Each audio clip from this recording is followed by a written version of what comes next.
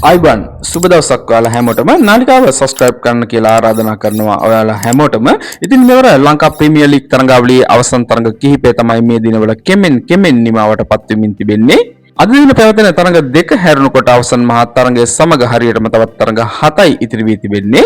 මෙවර තරඟාවලියට එක් වූ කණ්ඩායම් 5 තුලින් ලකුණු සටහනේ පහළ සිටි තව වේගෙන් ලකුණු සටහනේ ඉදිරියට පැමිණි ජෆ්නාකින් කණ්ඩායම සමත් වුණේ පසුගිය තරඟ කිහිපය තුලම ඉහළ දක්ෂතා දක්වමින් තරඟයන් ජයග්‍රහණය කිරීම හේතුවෙන් ඔවුන් මේ වෙද්දී ලකුණු සටහනේ දෙවනි ස්ථානයේ පසු වෙනවා. ගාල කණ්ඩායම තවමත් පසු වන්නේ ප්‍රථම ස්ථානයේ.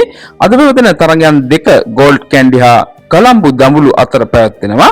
මෙම තරඟ දෙකේ ප්‍රතිඵලයක් ලකුණු සටහනේ වෙනස් වීම වලට බලපාන තරඟ දෙකක්.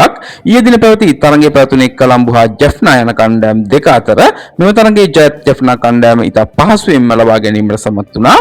මෙතෙක් මෙවර තරඟාවලිය තුල කිසිදු පිතිකරුවෙකු ශතකයක් තවමත් රැස් කර නැහැ.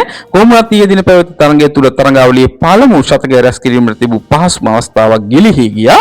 ඒ ජෙෆ්නා කණ්ඩායමේ ඉබ්‍රහීම් සටහන් කළ අති විශිෂ්ට ඉනිම ලකුණු 95කට සීමා වීම හේතුවෙන් ඔහු පන්දු 65ක් තුල 4 පාර 12ක් ආයේ පාර 3ක් සමග ලකුණු 95ක් ලබා සිටියේදී අවසනාවන්ත ලෙස දුවද්දී දැවී යාමකට හසුව තම ඉනිම අවසන් කිරීමට සිදුවීමයි.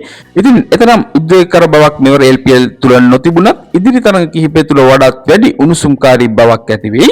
පසුගිය සතිය පුරා පැවති අවසන් තරඟ කිහිපය තුල පැවති උණුසුම තරඟ විලාශය මෙවර තරඟාවලියේ අවසන් තරඟයේ තෙක් එලෙසින්ම රැඳී තිබෙන කරුණක් වෙයි බොහෝ දුරට. ඉතින් ඔබ සිතන විදියට මෙවර ශූරතා කුසලානේ හිමි කරගන්නේ කුමන කණ්ඩායමද එක් කරන ඔබේ වටිනා අදහසත් මේ සමගම LPL ඉදිරි තරඟ තොරතුරු වල උණුසුම් තරඟ විස්තරයන් හා සුවිශේෂී තොරතුරු අපි ඔයාලත් එක්ක බෙදා හදා ගැනීමට සූදානමින් සුබ දවසක් ඔයාලා හැමෝටම.